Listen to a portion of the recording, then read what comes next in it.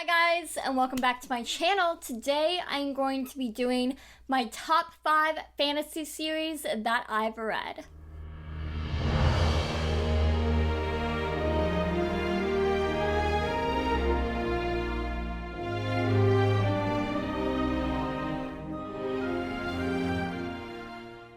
So, typically with top 5 fantasy series, I tried to make it a little bit different than the typical fantasy series, but I will have to admit you will see some pretty staples, I'll say, some staple fantasy series because they're the best for a reason, and I can't disagree. So, let's get into my picks. The first fantasy series is going to be Mistborn by Brandon Sanderson. I have recently read this series. I'm actually on the last book as of right now, and I have adored this series. If you guys see my other 2 reviews, you guys know I love this series. Brandon is just a genius. He has a couple different series out there as well. I'm going to be reading The Way of Kings, I think it's called, very soon, probably in the next coming months. So I'm very excited to start that series, and I bet they would be just as good as Mistborn. But since I have not read those, Mistborn is going to be at the top of my list. The next series is the Shannara series. This is going to be a little bit controversial because everyone thinks any fantasy is a ripoff of Tolkien, just like everyone thinks every sci-fi is a ripoff of Star Wars, even though multiple things inspired Star Wars. So, I don't really care. If you really think about it, repeats, you can only do so much with storytelling, especially with fantasy, and themes can be similar but the story be completely different. That's fine. It's the same thing with music. You can have similar, if you look at every piece of music, you actually can find music from like Mozart in like a modern pop song. You can find like a chord from Mozart in that song. So really, I'm okay with it. I think that what makes a book good is the writing inside, not just the plot points. And I think that Terry Brooks did a really good job at that. I love this series. I have not finished it yet, but definitely this book, The Elfstones of Shannara, is one of my favorites. I read it last year, and the writing was amazing, the universe was amazing, the plot twist was great. He just did a great job with this book. So 10 out of 10 recommend, and it's one of my favorites. Another one of my favorites is actually a YA book, and I don't have the first book with me. In my move, I lost it, so I have the second book here, but it's the Raven Boys series by Maggie Stiefvater. And Maggie is a master storyteller. When I read this, I think everyone needs to read this series from Maggie Stiefvater. It doesn't matter if it's YA.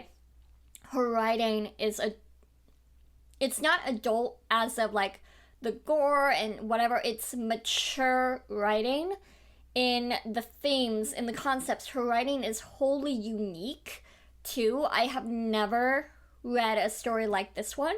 She does amazing with the characters and making them lifelike and making them realistic. So I would have to give this series a 10 out of 10. I haven't finished it because she took like 5 years to finish the last book, and by then I had just given up on the series because I didn't really want to wait.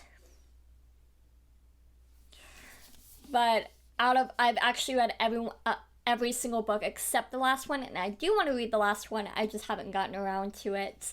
So this is a top YA series, and even if you are not a young adult reader, I think that you will benefit from reading this, and let me know your thoughts down below. The fourth and second to last book in this series will not be a surprise to anyone, and it's I debated including this in the series because everyone has read this, and you guys will probably just skip through this section. I don't need to say a lot about it because everyone has read it and everyone knows why it's so good, but I couldn't not include Harry Potter. So just gonna mention it here. We're not gonna get into it because everyone knows about Harry Potter and we know.